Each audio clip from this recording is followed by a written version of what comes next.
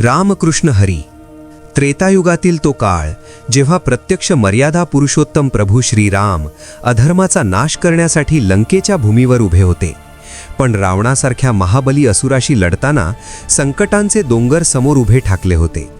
अशावेळी प्रभूंच्या विजयासाठी आणि लंकेवर धर्माचा ध्वज फडकवण्यासाठी कोणा एका देवतेने आणि महान ऋषीमुनींनी हनुमानाचीच भक्ती का निवडली? तो कोणता उपवास होता ज्याने हनुमानाला अपरंपार शक्ती दिली आणि ज्याच्या प्रभावाने आज आपण हनुमान जयंतीचा व्रत सोहळा साजरा करतो? भक्तीचा हा असा प्रवास आहे जो तुमच्या डोळ्यात पाणी आणल्याशिवाय राहणार नाही आणि तुमच्या मनातील श्रद्धेला अधिक घट्ट करेल. या रहस्याचा उलगडा करण्यापूर्वी या भक्तिरसात बुडून जाण्यासाठी धार्मिक मराठी या आपल्या लाडक्या चॅनलला नक्की सबस्क्राईब करा आणि हा व्हिडिओ मनापासून लाईक करून ही कथा आपल्या आप्तेष्टांपर्यंत पोहोचवा, कारण ही नुसती कथा नाही तर भक्तीचं जिवंत दर्शन आहे. त्रेतायुगातील तो काळ मोठा विलक्षण होता. दक्षिणेतील त्या अथांग सागराच्या किनारी प्रभू श्रीरामांचे सैन्य तळ ठोकून बसले होते. समोर पसरलेला तो अथांग निळा सागर जणू प्रभूंच्या संयमाची परीक्षाच घेत होता. आकाशात सूर्याचा गोळा मावळतीकडे झुकलेला असताना वातावरणात एक अनामिक भीती आणि चिंतेचे सावट दाटून आले होते. वानर सेनेतील वीर आपल्या हातातील दगड आणि लाकडं खाली ठेवून प्रभूंच्या चेहऱ्याकडे मोठ्या आशेने पाहत होते, कारण लंकेचा राजा रावण हा केवळ एक राजा नव्हता, तर तो महाबली आणि सर्व शास्त्रात पारंगत असलेला एक असा असुर होता ज्याला पराभूत करणे मानवी शक्तीच्या पलीकडचे वाटत होते. रामाने रावणाविरुद्ध युद्ध पुकारले खरे, पण अधर्माच्या त्या अभेद्य भिंतीला छिद्र कसे पाडायचे हा मोठा प्रश्न सर्वांसमोर उभा होता. प्रभू श्रीराम स्वतः शांत चित्ताने एका शिळेवर बसलेले होते, पण त्यांच्या मनात आपल्या भक्तांच्या रक्षणाची आणि सीतामाईच्या सुटकेची तळमळ स्पष्टपणे जाणवत होती. तिथेच बाजूला उभे असलेले लक्ष्मण आणि सुग्रीव एकमेकांकडे पाहत होते. युद्धापूर्वीचे ते शांत वातावरण वादळापूर्वीच्या शांततेसारखे वाटत होते. अशातच तिकडून ऋषीमुनींचा एक समूह प्रभूंच्या भेटीसाठी आला. त्यात वशिष्ठ ऋषींचे तेजस्वी तेज आणि अगस्त्य ऋषींची गंभीरता सामावलेली होती. ऋषींनी प्रभूंकडे पाहून एक दीर्घ श्वास घेतला आणि सांगितले की प्रभू, हा लढा केवळ अस्त्रांचा नाही, तर हा लढा दैवी शक्तीचा आहे. रावणाने कठोर तपस्या करून अनेक देवांकडून वरदान प्राप्त केले आहे आणि अशावेळी त्याला हरवण्यासाठी एका अशा शक्तीची गरज आहे जी शुद्ध, सात्विक आणि अफाट आहे. सर्वांच्या नजरा आपोआपच तिथेच दूरवर समुद्राच्या लाटांकडे एकटक पाहत बसलेल्या मारुतीरायांकडे वळल्या. हनुमान तिथे आपल्या रामनामाच्या धुंदीत मग्न होते. त्यांना आपल्या अफाट शक्तीची जाणीवही नव्हती. ऋषींनी सुचवले की जर आपल्याला हे युद्ध जिंकायचे असेल तर आपल्याला एका अशा देवतेची आराधना करावी लागेल जिच्यामुळे हनुमानाची सुप्त शक्ती जागृत होईल, आणि ती देवता म्हणजे प्रत्यक्ष भगवान शंकर. ऋषींनी सांगितले की हनुमानाला त्याच्या सामर्थ्याची आठवण करून देण्यासाठी आणि त्याला अजेय बनवण्यासाठी एक विशेष व्रत करावे लागेल, ज्याला आपण हनुमान शक्तिव्रत म्हणू शकतो. हे ऐकताच वानरसेनेत एक नवा उत्साह संचारला. जांबुवंत म्हणाले की जर हनुमानाची शक्ती पूर्णपणे जागृत झाली तर हा सागर काय, अख्खी लंका ओलांडणे ही कठीण उरणार नाही. पण हे व्रत साधेसुधे नव्हते. यासाठी कडक उपवास आणि मनाची एकाग्रता गरजेची होती. प्रभू श्रीरामांनी स्वतः हे व्रत करण्याचे मनोमन निश्चित केले आणि त्यांच्यासोबत सर्व ऋषीमुनी आणि निष्ठावान भक्तही या भक्तीच्या कार्यात सामील झाले. त्या रात्री चंद्राच्या प्रकाशात सागराच्या लाटांचा आवाज एका मंत्रासारखा भासत होता. सर्वांनी मिळून संकल्प केला की जोपर्यंत हनुमानाला आपली पूर्ण शक्ती प्राप्त होत नाही आणि युद्धाचा मार्ग मोकळा होत नाही, तोपर्यंत आम्ही केवळ वायू भक्षण करून राहू आणि निराहार राहून हनुमानाची सेवा करू. हीच ती वेळ होती जेव्हा भक्ताने देवाची नव्हे तर देवाने आपल्या लाडक्या भक्ताच्या शक्तीसाठी उपवास धरला होता. ही घटना इतकी भावनिक होती की निसर्गही स्तब्ध झाला होता. वृक्षांची पाने हलणे थांबले होते आणि पशुपक्षी सुद्धा त्या दिव्य लहरींचा अनुभव घेत होते. दुसऱ्या दिवशी पहाटेची वेळ होती. सूर्य अजून उगवायचा होता. सगळीकडे धुके पसरलेले होते. प्रभू श्रीरामांनी नदीच्या पात्रात स्नान करून शुचीभूत होऊन वाळूवर बसून हनुमानाचे ध्यान सुरू केले. त्यांच्या पाठोपाठ लक्ष्मण आणि सर्व वानर योद्धे सुद्धा त्याच भक्तीत लीन झाले. उपवासाचा पहिला प्रहर सुरू झाला होता. शरीरात अन्नाचा कणही नव्हता, पण मनामध्ये रामनामाचा आणि हनुमानाप्रती असलेल्या आदराचा असा काही संचार झाला होता की कुणालाही भूक किंवा तहान जाणवत नव्हती. त्याचे डोळे मिटलेले होते, पण त्याच्या आत एक मोठे मंथन सुरू झाले होते. लहानपणीचे ते सूर्य गिळण्याचे धाडस, ते पराक्रम जे शापामुळे तो विसरून गेला होता, ते आता हळूहळू त्याच्या स्मृतीत येऊ लागले होते. प्रभू श्रीरामांच्या चेहऱ्यावर एक स्मितहास्य उमटले, कारण त्यांना दिसत होते की त्यांच्या भक्ताची शक्ती आता जगाच्या कल्याणासाठी पुन्हा सज्ज होत आहे. हा उपवास केवळ अन्नाचा त्याग नव्हता, तर तो अहंकाराचा त्याग आणि पूर्ण समर्पणाचा सोहळा होता. गावागावातून आलेल्या ऋषींनी या व्रताची महिमा गायला सुरुवात केली. त्यांनी सांगितले की हा दिवस पुढे जाऊन हनुमान जयंतीच्या रूपाने साजरा केला जाईल, जिथे प्रत्येक भक्त आपल्या संकटातून मुक्त होण्यासाठी आणि शक्ती मिळवण्यासाठी असाच उपवास करेल. दिवस चढत गेला तशी प्रभूंच्या शरीराची कांती अधिकच उजळू लागली. वानर सेनेतील प्रत्येकजण हनुमानाच्या नावाचा जयघोष करू लागला, पण हनुमान अजूनही समाधीतच होते. त्यांना जागृत करण्यासाठी आता एका अशा घटनेची गरज होती जी त्यांच्या हृदयाला थेट भिडेल. उपवासाचा प्रभाव इतका वाढला होता की स्वर्गलोकातून देवसुद्धा हे दृश्य पाहण्यासाठी खाली आले होते. इंद्र, वरुण आणि वायुदेव स्वतः आपल्या पुत्राची ही अवस्था पाहून धन्य झाले होते. प्रभूंच्या डोळ्यांतून प्रेमाचे अश्रू ओघळले आणि त्यांनी हळूच हनुमानाच्या हाताला स्पर्श केला. त्या स्पर्शात हजारो सूर्यांचे तेज होते आणि जणू संपूर्ण सृष्टीचा भार पेलण्याची ताकद होती. हनुमानाने आपले डोळे उघडले आणि त्या डोळ्यात आता भीती नव्हती, संभ्रम नव्हता, तर फक्त आणि फक्त आपल्या प्रभूसाठी काहीही करण्याची जिद्द होती. प्रभू श्रीराम म्हणाले की हनुमंता, तुझी शक्ती आता जागृत झाली आहे आणि ही शक्ती केवळ या युद्धासाठी नाही, तर येणाऱ्या युगायुगातील भक्तांच्या रक्षणासाठी आहे. तुझा हा उपवास जो आम्ही धरला तो यशस्वी झाला आहे. हे ऐकून हनुमानाने प्रभूंच्या चरणांवर मस्तक टेकवले. तो क्षण इतका पवित्र होता की आकाशातून फुलांचा वर्षाव होऊ लागला. प्रत्येक वानराच्या अंगात हत्तीचे बळ संचारले होते, पण युद्धाचा मार्ग अजूनही कठीण होता. रावणाने आपल्या मायावी शक्तींनी रस्ते अडवले होते. आता हनुमानाला सिद्ध करायचे होते की तो खरोखरच अजेय आहे. इकडे लंकेत रावणाला सुद्धा या शक्तीची चाहूल लागली होती. त्याचे सिंहासन थरथरू लागले होते आणि त्याला समजले होते की आता त्याचे दिवस भरले आहेत. पण हनुमानाचा खरा प्रवास तर आता सुरू होणार होता. सागराचे ते अक्राळ विक्राळ रूप पाहून लक्ष्मण थोडे चिंतेत होते की हा सागर कसा ओलांडला जाईल. पण हनुमानाने एक मोठी गर्जना केली, ज्याने दाही दिशा हादरून गेल्या. ही गर्जना म्हणजे त्या उपवासाचे आणि ऋषींच्या तपस्येचे फळ होते. प्रभू श्रीरामांनी विचारले की हनुमंता, तू सिद्ध आहेस ना? तेव्हा हनुमानाने नम्रपणे उत्तर दिले की प्रभू, जिथे तुमचे नाव आहे तिथे अशक्य काहीच नाही. या उपवासाने मला माझ्या स्वरूपाची ओळख करून दिली आहे. आता लंकेत धर्माचा विजय निश्चित आहे. अशा प्रकारे हनुमान जयंतीच्या या पवित्र व्रताची पायाभरणी झाली, जिथे देवाने भक्तासाठी आणि भक्ताने जगाच्या उद्धारासाठी स्वतःला झिजवले होते. हा पहिला टप्पा संपताना एक वेगळीच शांतता पसरली होती, पण ही शांतता मोठ्या क्रांतीची नांदी होती. सूर्याचा प्रखर प्रकाश आता सागराच्या लाटांवर नाचू लागला होता आणि वातावरणात एक विलक्षण उष्णता जाणवू लागली होती. पण ही उष्णता त्रासदायक नव्हती, तर ती अंगात चैतन्य भरणारी एक दैवी ऊर्जा वाटत होती. प्रभू श्रीराम अजूनही आपल्या ध्यानात मग्न होते आणि त्यांच्या मुखावर एक वेगळेच तेज विलसत होते. त्यांच्या अवतीभवती बसलेले वानरवीर आणि ऋषीमुनीसुद्धा तहान भूक विसरून केवळ हनुमानाच्या त्या विशाल रूपाकडे पाहत होते, कारण हनुमानाचे शरीर आता हळूहळू विस्तारू लागले होते आणि त्याच्या रोमरोमातून एक सुवर्णकांती बाहेर पडताना दिसत होती. लक्ष्मणजी जवळच उभे राहून हे सर्व पाहत होते आणि त्यांच्या मनात विचार येत होता की ज्या भक्ताने प्रभूंच्या एका शब्दासाठी आपले संपूर्ण आयुष्य वेचले, आज त्याच भक्ताच्या शक्तीसाठी प्रत्यक्ष प्रभू उपवास करत आहेत, हे पाहून सृष्टीसुद्धा नतमस्तक झाली असेल. अगस्त्य ऋषींनी सावकाश डोळे उघडले आणि त्यांनी लक्ष्मणाला खुणेनेच जवळ बोलावले आणि सांगू लागले की सौमित्रा, हा जो उपवास आज आपण करत आहोत तो केवळ अन्नाचा त्याग नाही, तर हा हनुमानाच्या त्या अथांग भक्तीला दिलेली एक मानवंदना आहे. हनुमानाला लहानपणी मिळालेले ते वरदान आणि त्यानंतर मिळालेला तो शाप, ज्या योगे तो आपली शक्ती विसरला होता, तो आता या व्रताच्या प्रभावाने हळूहळू नष्ट होत आहे. जसा जसा हा दिवस पुढे जाईल तसतशी मारुतीची शक्ती द्विगुणित होत जाईल आणि लंकेच्या विनाशाची पहिली ठिणगी याच उपवासात पडणार आहे. इकडे समुद्राच्या पलीकडे असलेल्या लंकेत रावणाला सुद्धा या व्रताची झळ पोहोचू लागली होती. रावणाने आपल्या महालातून पाहिले तर त्याला दूरवर आकाशात एक प्रचंड प्रकाशाचा झोत दिसला, जो थेट स्वर्गाला जाऊन भिडत होता. रावणाने आपल्या मंत्र्यांना विचारले की हा कोणता प्रकाश आहे जो माझ्या लंकेला सुद्धा हादरून सोडत आहे. तेव्हा विभीषणाने शांतपणे उत्तर दिले की महाराज, हा त्या भक्तीचा प्रकाश आहे जो प्रभू श्रीरामांनी हनुमानासाठी पेटवला आहे. आता तुमची मायावी शक्ती या तेजासमोर टिकणार नाही. पण रावण अहंकारात बुडालेला होता.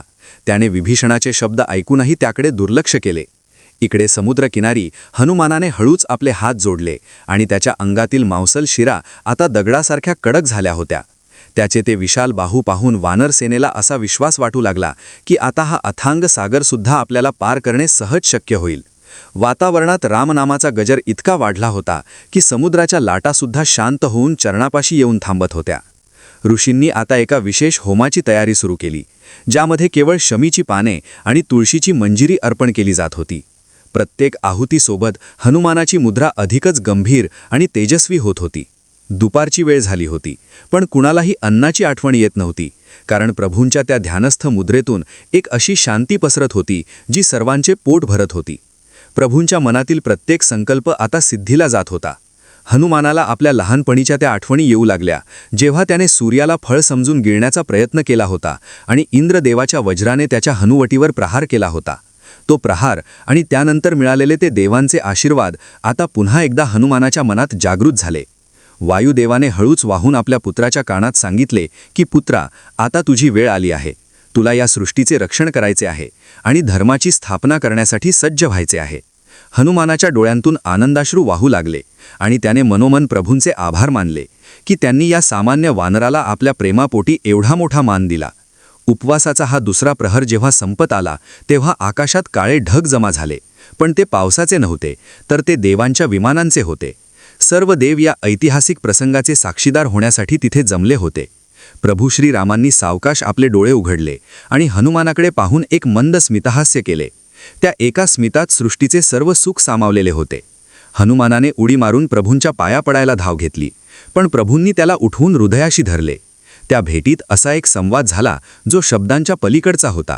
प्रभू म्हणाले की मारुती, तुझी ही शक्ती आता केवळ तुझी नाही, तर ती माझ्या प्रत्येक भक्ताची ताकद बनेल. जो कोणी या दिवशी तुझा हा उपवास श्रद्धेने करेल त्याला जगातील कोणतीही शक्ती पराभूत करू शकणार नाही. त्याच्या जीवनातील सर्व संकटे तू स्वतः दूर करशील. हे वचन प्रभूंनी दिले आणि सृष्टीने त्याचा स्वीकार केला. वानर सेनेतील प्रत्येक वानर आता नाचू लागला होता, कारण त्यांना कळून चुकले होते की त्यांचा सेनापती आता अजेय झाला आहे. हनुमान पुन्हा एकदा त्या उंच शिळेवर जाऊन बसले आणि त्यांचे शरीर आता एखाद्या पर्वतासारखे भासत होते. त्यांच्या श्वासाच्या आवाजाने सुद्धा सागराच्या पाण्यावर तरंग उमटत होते. ऋषींनी पुन्हा एकदा पवित्र मंत्रांचे पठण सुरू केले आणि वातावरणात एक सुगंध दरवळू लागला. हा सुगंध पारिजातकाचा होता, जो थेट स्वर्गातून तिथे पोहोचला होता. उपवासाची ही कडक शिस्त पाहून प्रभू प्रसन्न झाले होते. त्यांनी पाहिले की लक्ष्मणसुद्धा मोठ्या निष्ठेने या व्रतात सहभागी झाला आहे. रामांनी लक्ष्मणाला सांगितले की बघ लक्ष्मणा, भक्तीची ताकद काय असते. आज हनुमानाला त्याची ओळख झाली आहे आणि उद्या हाच हनुमान या लंकेला आपल्या पराक्रमाने हादरवून सोडेल. आपण जो हा त्याग केला आहे तो वाया जाणार नाही. कथेच्या या वळणावर आता एक अशी घटना घडणार होती जिने संपूर्ण वानरसेनेला चकित करून सोडले. हनुमानाने आपल्या हातातील गदा जमिनीवर आपटली आणि त्या धक्क्याने पृथ्वी डळमळीत झाली. हा संताप रागाचा नव्हता, तर तो आनंदाचा होता.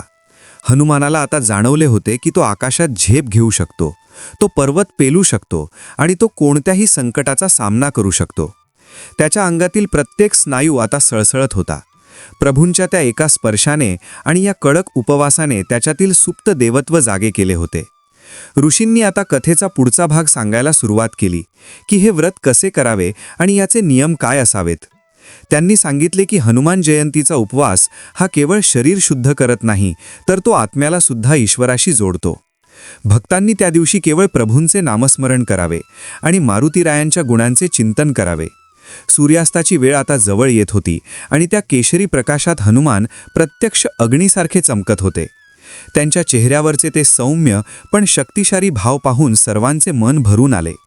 प्रभू श्रीरामांनी आता सर्वांना एकत्र येण्याचे आवाहन केले, कारण आता या व्रताचा पुढचा टप्पा अधिक कठीण आणि महत्त्वाचा होता. हनुमानाला आता एका परीक्षेला सामोरे जावे लागणार होते. ही परीक्षा स्वतः पवनदेव घेणार होते की त्यांचा पुत्र खरोखरच सर्व शक्तींनी संपन्न झाला आहे का. वारे वेगाने वाहू लागले आणि समुद्राच्या लाटा पर्वता एवढ्या उंच उडू लागल्या.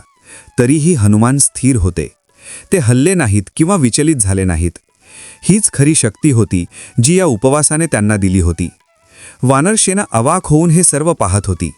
प्रभू श्रीराम मोठ्या अभिमानाने आपल्या लाडक्या भक्ताकडे पाहत होते आणि त्यांना माहीत होते की आता विजयाची खात्री पटली आहे. पण या सगळ्यात रावणाचे काय चालले होते. त्याने आपल्या राक्षसांना आज्ञा दिली होती की काहीही करून हा उपवास मोडा आणि त्या वानराची शक्ती क्षीण करा. राक्षस मायावी रूपे घेऊन वानरसेनेच्या जवळ येऊ लागले, पण प्रभूंच्या त्या तेजासमोर त्यांचे काहीच चालत नव्हते. ते जवळील वृक्षांवरून अदृश्य होऊन वार करत होते, पण मारुतीने आपल्या शेपटीनेच त्यांना हवेत उडवून दिले. ही तर फक्त चुणूक होती. खरा पराक्रम अजून बाकी होता. उपवासाचा हा दिवस आता हळूहळू रात्रीच्या कुशीत विसावणार होता आणि सर्वांना प्रतीक्षा होती त्या शुभ मुहूर्ताची, जेव्हा हनुमान आपल्या पूर्ण शक्तीने लंकेवर आक्रमण करतील. पण त्याआधी त्यांना समुद्राचे ते आव्हान पेलवावे लागणार होते. प्रभू श्रीराम आणि ऋषींनी पुन्हा एकदा ध्यान लावले आणि संपूर्ण वातावरण मंत्रांच्या गुंजनाने भरून गेले. हनुमान आता शांत चित्ताने समुद्राकडे पाहत होते. जणू ते त्या सागराशी संवाद साधत होते आणि त्याला सांगत होते की मार्ग दे, कारण आता प्रभूंचे कार्य सुरू झाले आहे. या दुसऱ्या टप्प्यात भक्तीचे एक निराळेच रूप आपल्याला पाहायला मिळाले, जिथे देव आपल्या भक्तासाठी सर्व काही अर्पण करायला तयार झाला होता. रात्र अधिक गडद होत गेली आणि समुद्राच्या लाटांचा आवाज त्या गडद शांततेत अधिकच गंभीर आणि स्पष्ट ऐकू येत होता. प्रभू श्रीराम आणि ऋषीमुनींचा तो कडक उपवास आता त्याच्या एका अशा टप्प्यावर पोहोचला होता जिथे शरीराची शक्ती हळूहळू क्षीण होत होती, पण मनातील आत्मबळ मात्र एखाद्या धगधगत्या अग्निकुंडासारखे तेजस्वी होत होते. वानर सेनेतील लहान थोर वीर अन्नाचा कणही पोटात नसल्यामुळे थोडे शांत झाले होते, पण त्यांच्या नजरा मात्र प्रभूंच्या त्या ध्यानस्थ मुद्रेकडे पाहून पुन्हा एकदा उत्साहाने भरून येत होत्या. हनुमानाने जेव्हा पाहिले की आपले स्वामी, आपले प्रभू श्रीराम आणि संपूर्ण वानरसेना केवळ आपल्या शक्तीच्या जागृतीसाठी आणि या युद्धाच्या विजयासाठी स्वतःला कष्ट देत आहे, तेव्हा त्याच्या डोळ्यातून भक्तीचे आणि कृतज्ञतेचे पाणी ओघळले. हनुमानाने विचार केला की ज्या प्रभूंच्या एका कृपेने हे संपूर्ण ब्रह्मांड चालते, ते प्रभू आज माझ्यासारख्या एका वानरासाठी तहानभूक विसरून बसले आहेत. मग माझे कर्तव्य काय आहे?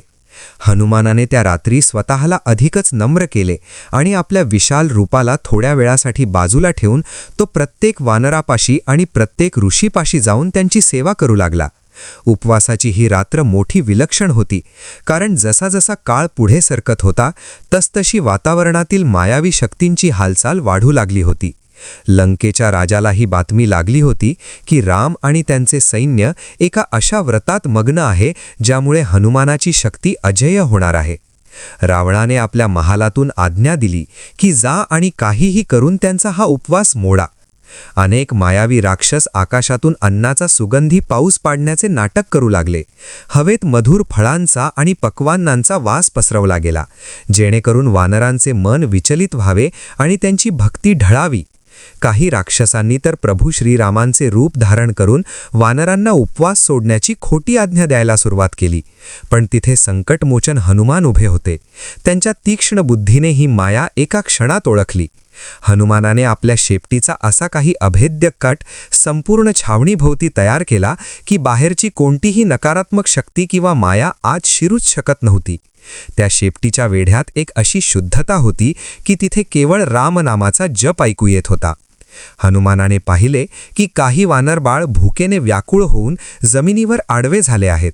तेव्हा त्याने आपल्या पित्या पवनदेवाचे स्मरण केले आणि वातावरणातील वायूला अशा प्रकारे वळवले की त्या वानरांना अन्नाशिवाय सुद्धा संपूर्ण तृप्तीची जाणीव होऊ लागली. हा त्या भक्तीचा आणि उपवासाचा असा चमत्कार होता की कुणीही अन्नासाठी व्याकुळ झाले नाही. प्रभू श्रीराम ध्यानात असताना त्यांच्या मनात हनुमानाचे हे संरक्षक रूप पाहून त्यांना मोठे समाधान वाटत होते. अगस्त्य ऋषींनी सावकाश डोळे उघडले आणि ते सांगू लागले की जेव्हा एखादा भक्त देवासाठी झिजतो आणि देव आपल्या भक्तासाठी सर्वस्व अर्पण करतो, तेव्हा तिथे काळाची गतीसुद्धा मंदावते. रात्रीचा 3रा प्रहर सुरू झाला आणि आकाशात एक विशेष दिव्य नक्षत्र चमकू लागले.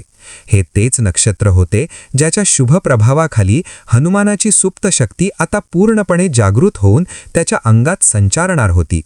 ऋषींनी आता एका विशेष मंत्राचा उच्चार केला, जो थेट हनुमानाच्या हृदयाला भिडला. त्या मंत्राच्या स्वरांनी हनुमानाचे शरीर आता पर्वतासारखे विशाल आणि सोन्यासारखे पिवळे धमक दिसू लागले. त्याच्या रोमरोमातून एक असा प्रकाश बाहेर पडू लागला, ज्याने जमिनीचा अंधार नाहीसा झाला. हनुमानाच्या मनात आता एकच ओढ होती, ती म्हणजे आपल्या प्रभूंचे कार्य सिद्धीस नेण्याची. हनुमानाने प्रभूंच्या पायाशी मस्तक टेकवले आणि प्रभू रामांनी त्याला आपल्या हातांनी कुरवाळले.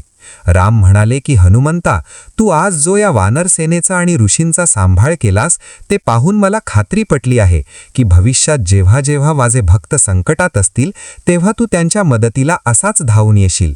तुझा हा आजचा अवतार आणि ही जागृत झालेली शक्ती येणाऱ्या युगायुगातील लोकांसाठी आशेचा किरण ठरेल. जो कुणी या दिवशी तुझा हा उपवास श्रद्धेने करेल आणि रामाचे नाव घेईल त्याला जगातील कोणतीही बाधा शिवणार नाही. त्याच्या घरातील दारिद्र्य आणि भीती नष्ट होईल आणि तू स्वतः त्याच्या रक्षणकर्त्याच्या रूपात तिथे उभा राहशील. हे वचन प्रत्यक्ष प्रभूंच्या मुखातून निघाले आणि जणू संपूर्ण सृष्टीने त्याला आपली संमती दिली. समुद्राच्या लाटांनी सुद्धा गर्जना करून या शब्दांचे स्वागत केले. वानर सेनेतील प्रत्येक सदस्याला आता समजले होते की हा जो उपास प्रभू रामांनी धरला आहे तो केवळ रावणाला हरवण्यासाठी नाही, तर हनुमानाला जगाचा संकटमोचन बनवण्यासाठी आहे. हनुमानाने आपल्या हातातील गदा आकाशात उगारली आणि त्यातून निघालेल्या तेजाने लंकेतील राक्षसांची झोप उडाली. त्यांना वाटले की कदाचित सूर्याने रात्रीच दर्शन दिले आहे की काय, पण ती तर हनुमानाची वाढत जाणारी शक्ती होती.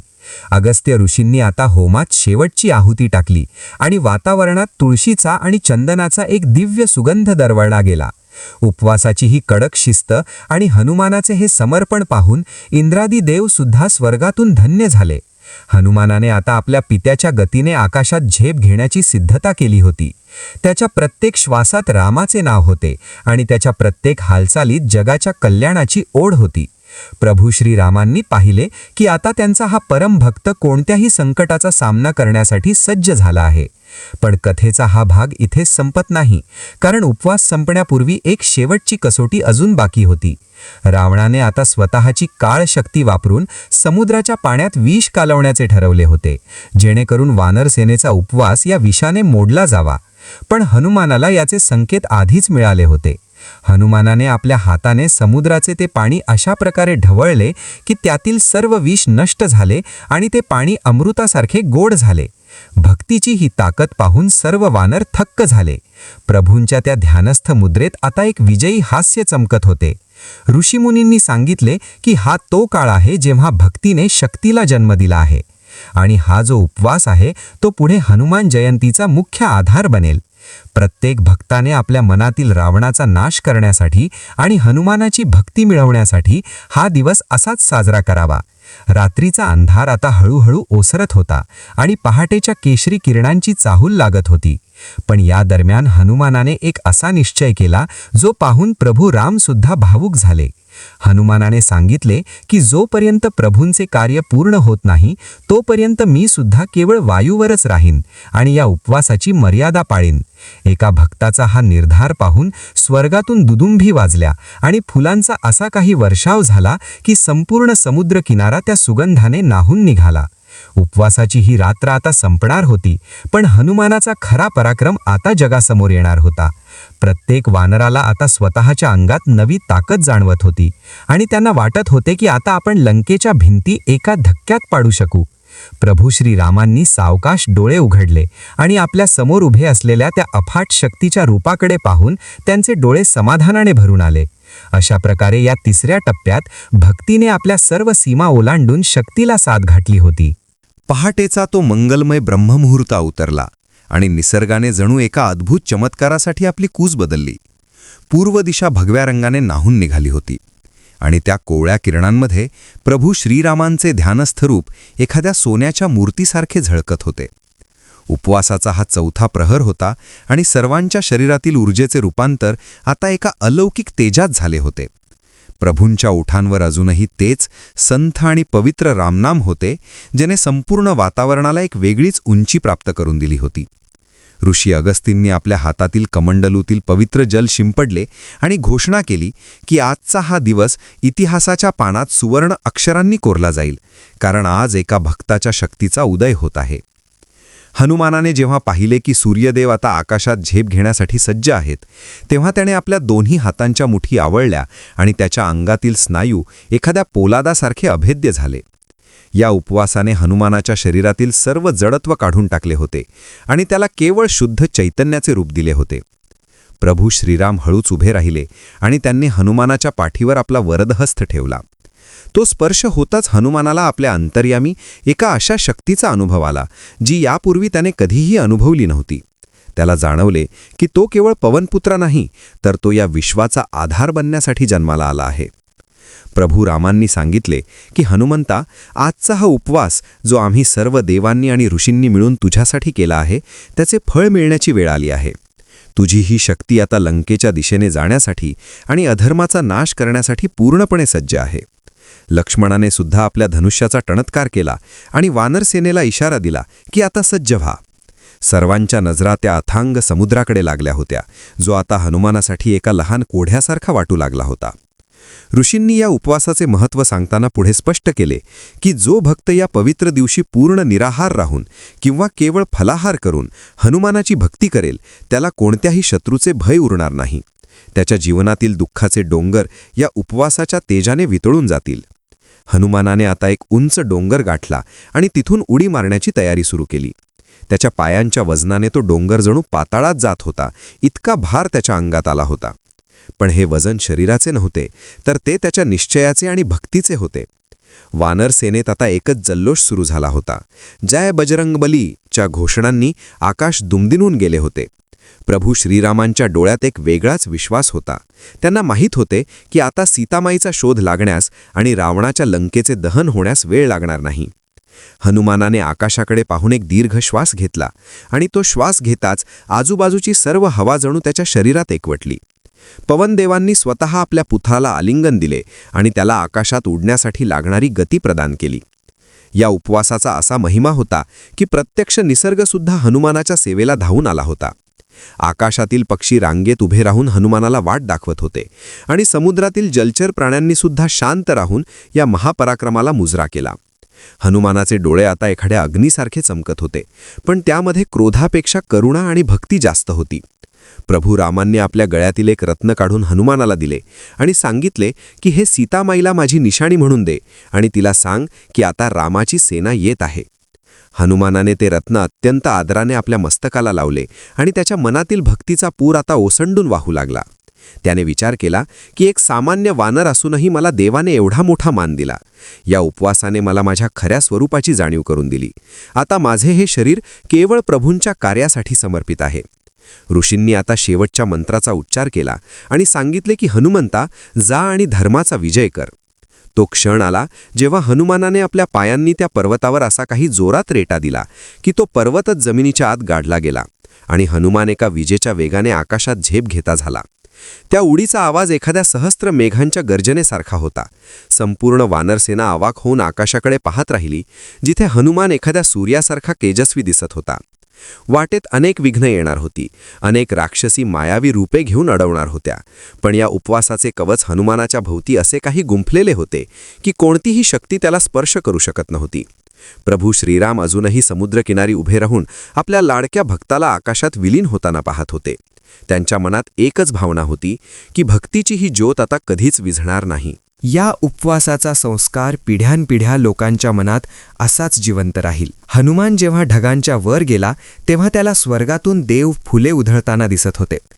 त्याला जाणवले की हा उपवास केवळ त्याचा नव्हता, तर तो संपूर्ण सृष्टीने मिळून केलेला एक महायज्ञ होता. या यज्ञामध्ये अहंता आणि वासनांची आहुती दिली गेली होती आणि आता उरले होते ते फक्त शुद्ध रामकार्य. हनुमानाची गती आता इतकी वाढली होती की समुद्राच्या लाटासुद्धा त्याच्या मागे धावू लागल्या होत्या. प्रभूंच्या त्या आशीर्वादाने हनुमानाला हे कळून चुकले की उपवास हा केवळ पोट रिकामे ठेवणे नसून तो मनाला ईश्वराच्या जवळ नेण्याचा एक मार्ग आहे. वाटेत मैनाक पर्वत वर आला आणि त्याने हनुमानाला विसावा घेण्याची विनंती केली. पण हनुमानाने नम्रपणे सांगितले की जोपर्यंत रामकार्य पूर्ण होत नाही तोपर्यंत मला विश्रांती नाही. हीच ती खरी शक्ती होती जी या व्रताने त्याला दिली होती. कुठेही थकवा नव्हता, कुठेही भूक नव्हती, तर फक्त आणि फक्त ध्येयाची ओढ होती. लंकेच्या सीमा आता दिसू लागल्या होत्या आणि हनुमानाचा तो विशाल देह पाहून लंकेतील राक्षसांची गाळण उडाली होती. त्यांना वाटले की प्रत्यक्ष काळच आता लंकेवर चालून आला आहे. पण हनुमान शांत होते. त्यांनी आपले रूप पुन्हा एकदा लहान केले आणि लंकेच्या भूमीत प्रवेश करण्यासाठी सज्ज झाले. समुद्रकिनारी वानरसेना आणि प्रभुराम अजूनही त्याच भक्तीत डुंबलेले होते.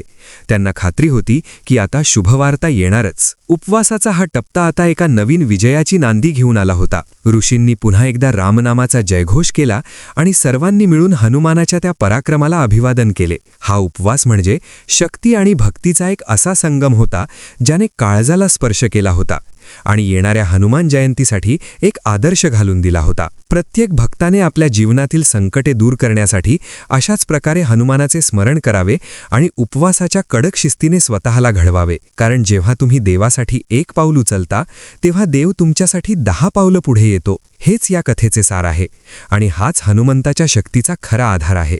आता लंकेत हनुमानाने काय पराक्रम गाजवला आणि त्या उपवासाचा शेवट कसा झाला हे पाहणे खूप महत्त्वाचे ठरणार आहे. कारण भक्तीची ही अमृतधारा आता आपल्या अंतिम साध्याकडे जात आहे. रामाच्या डोळ्यातील ते प्रेम आणि हनुमानाची ती निष्ठा आजही आपल्या सर्वांसाठी प्रेरणादायी आहे. म्हणूनच या कथेच्या पुढील भागात आपण विजयाचा तो सोहळा अनुभवणार आहोत जो केवळ हनुमानामुळे शक्य झाला. हनुमान आता लंकेच्या त्या सुवर्ण नगरीत उतरले होते, पण त्यांच्या अंगात जे बळ संचारले होते ते अन्नाचे नव्हते, तर ते प्रभू श्रीरामांनी आणि वानर सेनेने त्यांच्यासाठी धरलेल्या त्या कडक उपवासाचे आणि ऋषींच्या आशीर्वादाचे अमृत होते.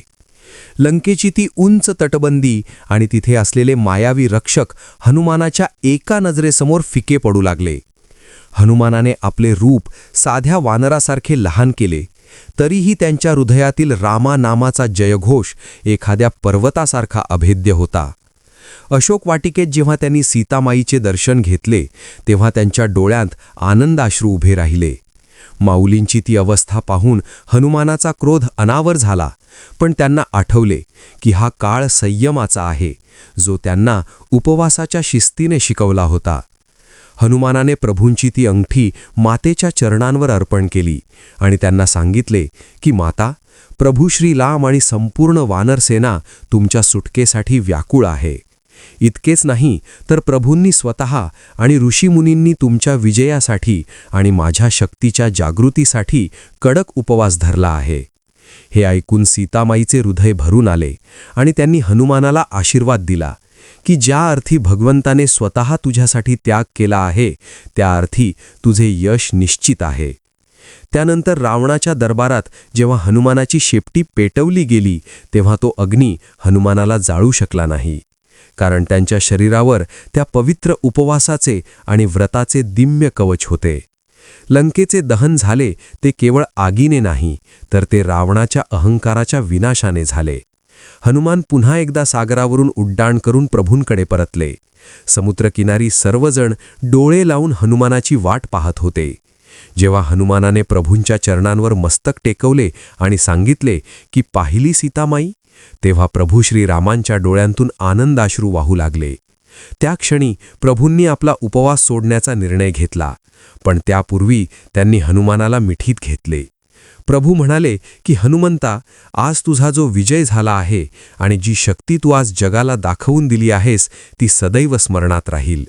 या दिवसाचे महत्त्व सांगताना प्रभू रामांनी जाहीर केले की ज्या दिवशी तू तुझी ही शक्ती पुन्हा प्राप्त केलीस आणि लंकेवर विजय मिळवण्याची पहिली पायरी चढलीस, तो दिवस म्हणजे चैत्र पौर्णिमा, जो आजपासून हनुमान जयंती म्हणून ओळखला जाईल.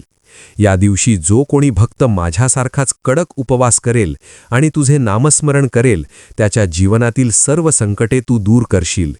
भक्तांनी त्या दिवशी केवळ दूध किंवा फळांचे सेवन करावे आणि आपले मन शुद्ध ठेवावे. हा उपवास केवळ देहाचा त्याग नाही, तर तो भक्तीची परमावधी आहे. प्रभूंच्या या घोषणेने संपूर्ण वानरसेनेत आनंदाचे वातावरण पसरले. ऋषी अगस्तींनी प्रभू श्री राम आणि हनुमानाला एकत्र बसवून आरती केली आणि त्या दिव्य उपवासाची सांगता झाली. तेव्हापासून हनुमान जयंतीला उपवास ठेवण्याची ही महान परंपरा सुरू झाली. या कथेतून आपल्याला हेच शिकायला मिळते की जेव्हा श्रद्धा आणि भक्तीची जोड मिळते तेव्हा देवालाही आपल्या भक्तासाठी उपवास धरावा लागतो. हनुमान हे केवळ शक्तीचे प्रतीक नाहीत, तर ते संयम आणि निष्ठेचे मूर्तिमंत रूप आहेत. आजही जेव्हा आपण हनुमान जयंतीच्या दिवशी व्रत करतो तेव्हा आपण त्याच त्रेतायुगातील भक्तीचा अनुभव घेत असतो. आपल्या मनातील काम आदी शत्रूंना मारण्यासाठी आणि जीवनात प्रभू रामांची कृपा मिळवण्यासाठी हनुमानासारखा सेवक बनणे गरजेचे आहे. हनुमानाने प्रभूंच्या चरणांशी बसून हेच मागितले की मला केवळ तुमची भक्ती द्या. प्रभूंनी त्यांना चिरंजीवी होण्याचा आशीर्वाद दिला आणि सांगितले की जोपर्यंत या जगात रामाचे नाव आहे तोपर्यंत तुझे अस्तित्व राहील.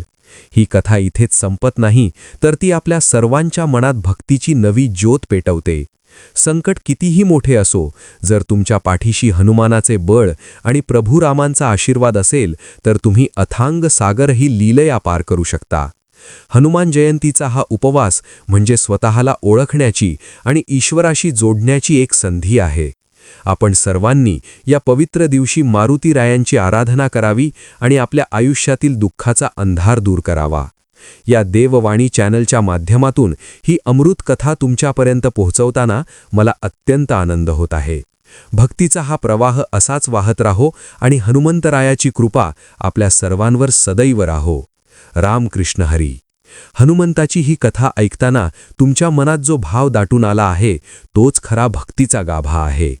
आता या युद्धाची तयारी सुरू झाली आणि रावणाचा अंत जवळ आला, पण हनुमानाचा हा विजय कायमस्वरूपी झाला. ज्याप्रमाणे या कथेचा शेवट गोड झाला आहे तसाच तुमच्या आयुष्यातील प्रत्येक संकट दूर होऊन तिथे सुखाचा सूर्य उगवेल. हनुमंताचे नाव घेताच भीती पळून जाते आणि मनात एक विलक्षण शक्ती संचारते. हाच या कथेचा मुख्य संदेश आहे की भक्ती कधीच वाया जात नाही. ती कोणत्या ना कोणत्या रूपाने तुमच्या मदतीला नक्की येते. आजच्या या आधुनिक काळात सुद्धा जेव्हा आपण या प्राचीन कथा ऐकतो तेव्हा आपल्याला आपल्या संस्कृतीचा आणि आपल्या देवांच्या महानतेचा अभिमान वाटतो. हीच ती शिदोरी आहे जी आपल्याला पुढच्या पिढीला द्यायची आहे. हनुमान जयंतीचे हे व्रत आपल्याला शिस्त, संयम आणि निष्ठेची शिकवण देते. ज्याप्रमाणे प्रभू रामांनी आपल्या लाडक्या भक्तासाठी उपवास केला त्याचप्रमाणे आपणही आपल्या प्रिय देवासाठी थोडा त्याग केला तर त्याचे फळ आपल्याला नक्की मिळेल.